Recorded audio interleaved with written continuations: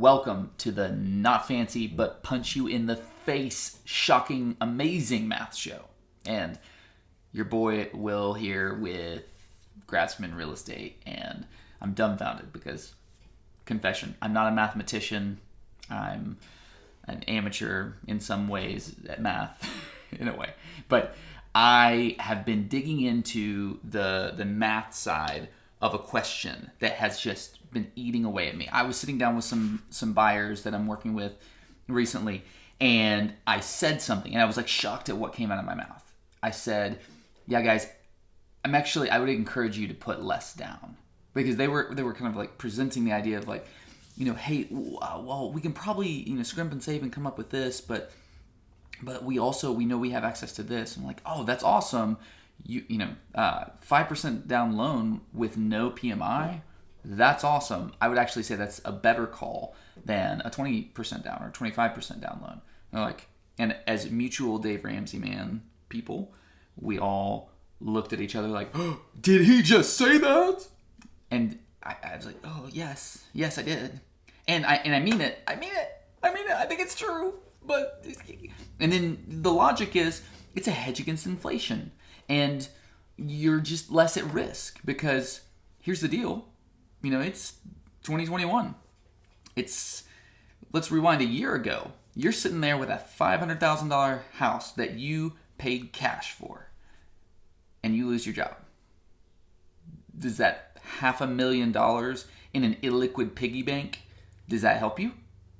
No, not unless you can get a line of credit on it, and you go to apply for a line of credit, and they say, you ain't got no job, no line of credit. Or you go to refinance it, and they say, you ain't got no job, no money for you. It's not a good piggy bank. It might be penny bank. I don't really know. It's kind of a household debate. I'm going to call it piggy bank. So if I say piggy, don't make fun of me. Or do. Either way, it'll be fun. It's not a good savings account. It is a forced savings account. But if you would have purchased that $500,000 house in cash and it's sitting there, guess what it's not doing? Returning anything above inflation. In fact, in our market, we have an average conservative 2% rate of appreciation. And realistically, that's nowhere near inflation. So we do have some market growth outside of that, and recently we've had some shockingly high rates of market growth. Thanks, COVID. Thanks, lack of inventory. But what I'm going to do is I'm going to flip this around. I'm going to show you a boring Excel spreadsheet with some mind punch for you. I'm going to compare a cash buyer who bought a house, cash money. We're going to factor in all their costs over 30 years of owning that home. Then we're going to say, hey, what if you put 20% down like a good American? And then we're going to say, hey, what if you put 5% down like a imprudent bad saver, you unthrifty person? Let's see how it plays out. Special, boring, plain old Excel sheet. Even with a boring, plain old title, Book 2. But Book 2 is gonna storytell for us. All right, here's cash buyer. Call him Buyer Ben. Buyer Ben goes to purchase said house, $150,000. And Buyer Ben has been a diligent, studious saver for all of Buyer Ben's wonderful millennial life so far. Buyer Ben only has to bring about $2,250 extra dollars to closing, and that's to cover some title company fees. And because Buyer Ben loves getting a good deal, paid all of his homeowner's insurance up front. So Buyer Ben brings 1.5% extra to closing to cover those closing costs and prepaid expenses, less than Lone Lanny over here. So Buyer Ben has a cash to close amount of $152,250. So considering a term so that we have an apples to apples comparison, Buyer Ben is going to own this home for 30 years. And let's assume that our three amigos that are going to illustrate this for us are all going to own this home for 30 years, and we are going to ignore any potential rental income that will come from it. So let's say they own it for 30 years and they live in it the whole time. Buyer Ben achieves 2% appreciation, which would be the Oklahoma City normal conservative appreciation rate. So 2% appreciation, that's the same in all three instances, and a cost of financing for buyer Ben, this savvy saver, of 0 because buyer Ben paid cash. So after 30 years, the value of the $150,000 property is now $266,000, which leads to a net gain, not factoring in cost of sales, and we'll do the same assumptions for all of them, of $114,000 between 266 minus 152, 250. That is a total return on investment of 75%, which annualized is a 2.5% rate of return. Not bad, buyer Ben. That's about as bad as bonds. Okay, assonance aside, a 2.5% annualized rate of return. But that's not all. Let's start here, though. Let's start here. Just looking at this one metric, let's start here, and then we're going to add an opportunity cost layover. 20% downer Dave, actually. So 20% down buyer purchased the same $150,000 home, and they put down 20%. But this person incurred additional costs associated with the loan and taxes as an additional prepaid that the lender would require. So they have a slightly proportionally higher cash to close amount. They bring their 20% down plus an estimated 3% closing costs and prepaid expenses. And then this buyer, this 20% downer, holds the home for 20 years and achieves the same $266,000 value at term.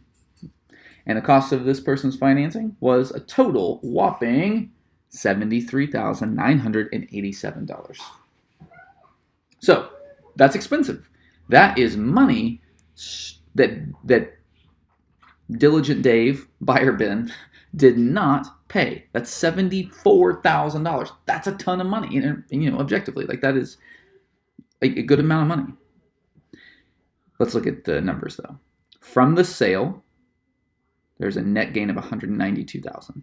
That's your value at term, and then minus your cost of financing, because all of these two loans are going to be fully amortized, fully kilt, if you don't speak Latin, at 30 years. So at 30 years, you own the full value of the home, but we're going to knock you for all those pesky costs of financing. So your net gain's $192,000, but when you're looking at that $192,000, you got to remember 20%er here only has $34,500, and then the interest paid along the way in this house. All the other fees are equivalent to what they would experience otherwise. That constitutes a 558% return on investment, which considered annually constitutes an 18.59% return on investment, or 2.5.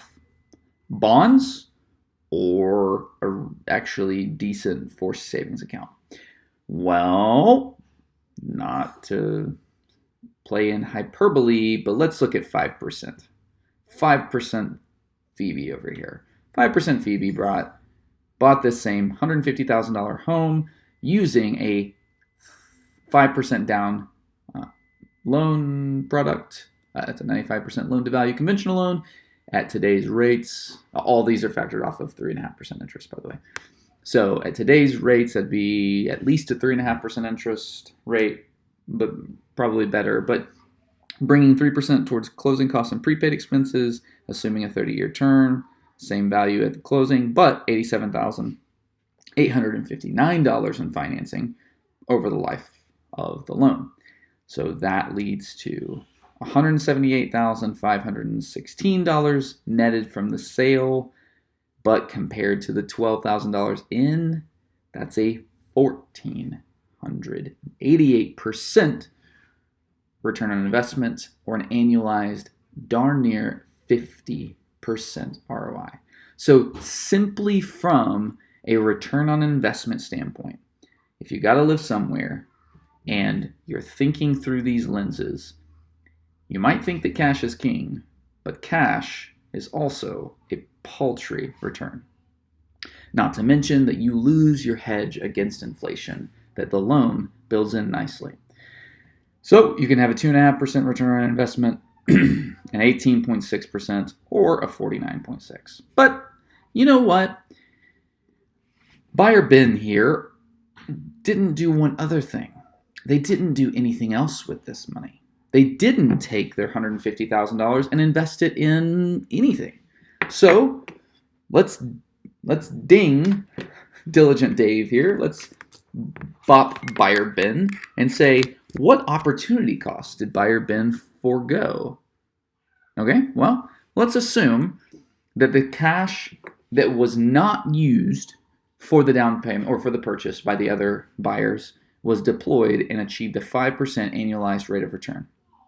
So Buyer bin deployed no additional funds because Buyer bin diligently saved and used their money to buy this home. 20% downer didn't deploy. Let's say, for the sake of comparison and apples to applesing, let's say they all had access to the money to buy this home cash, and they chose not to. So everyone's truly diligent, like Dan's, but we're going to give them different names. So 20% downer didn't deploy $34,500. They did deploy into savings or investments otherwise $115,500. 5% growth over 30 years accumulates to $475,000, which leads to an annualized growth of 13.7%. Well, if you use this 5% down loan here, you would say, okay, we deployed all but $12,000. So we actually deployed $138,000. 30 years later, that 5% annualized return gives you $568,000, which is an annual return of 13.7. Does that look? That's the same. Oh, that's right, because 5% in 30 years. That would be the same.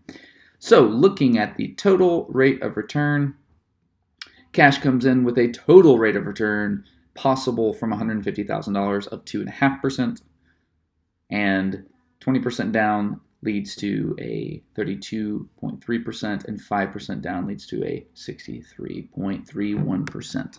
All right. Yes, this is too simple.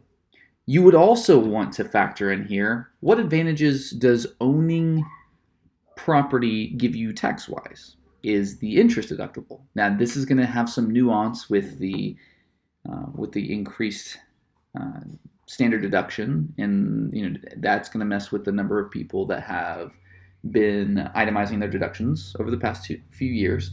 But there's still a discernible and real value to the debt, and perhaps a tax deduction would be there. And there is, most importantly of all, there is an ability to kill the loan amount. It dies as the government continues to print money. Let's leave it here. I'm going to jump back on the screen and let's dig deeper. So, is debt dumb?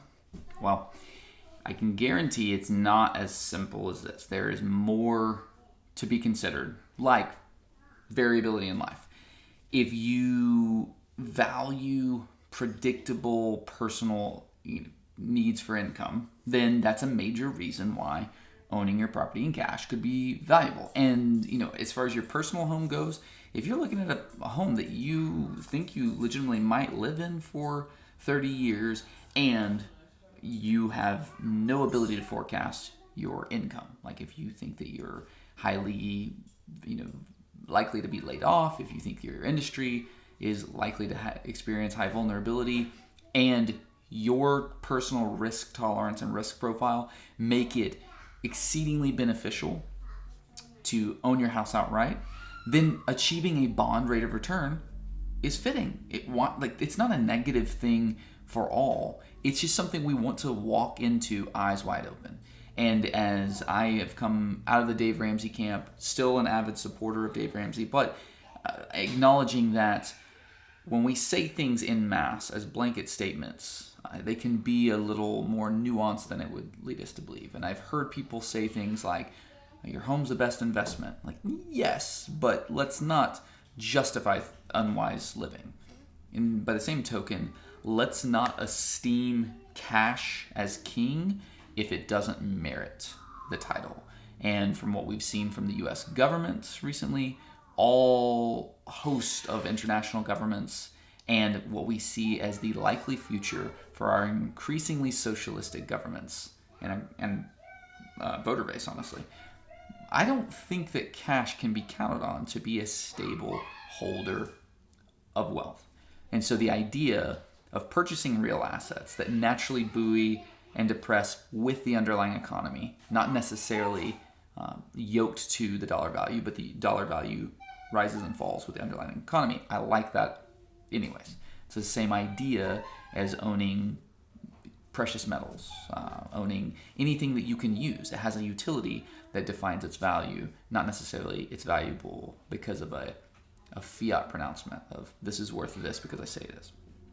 But when you have the opportunity to own it in cash or use long-term fixed rate debt that is at or far below the real rates of inflation, then you have another factor that comes in, and it's a hedge against inflation. So in addition to achieving a rate of return, in addition to allowing you to redeploy capital into different assets, so thereby diversifying your financial mix, it also allows you to safeguard your total investments. There is something to be said for the monthly ongoing stability of not owing on your personal home. But if you have an investment mind about you and you have a general desire to be financially wise, to have financial wisdom and prudency, then considering how to best utilize your dollars and how to diversify that instead of doing the typical American thing, i.e. the thing that we as a culture esteem as the good and right and wise thing, and putting the biggest down payment on your house you can. There might be a better way. Not a guarantee, but it may be a better path. Thanks for joining. Hope this has been inspiring and thought-provoking. Let me know what you think below, and please subscribe right now. I want you to see all of the funny, quirky, entertaining, and hopefully always thought-provoking content that we put out. And as we continue to add value, we would love for you to share us with those you know, like, and trust. Bless you.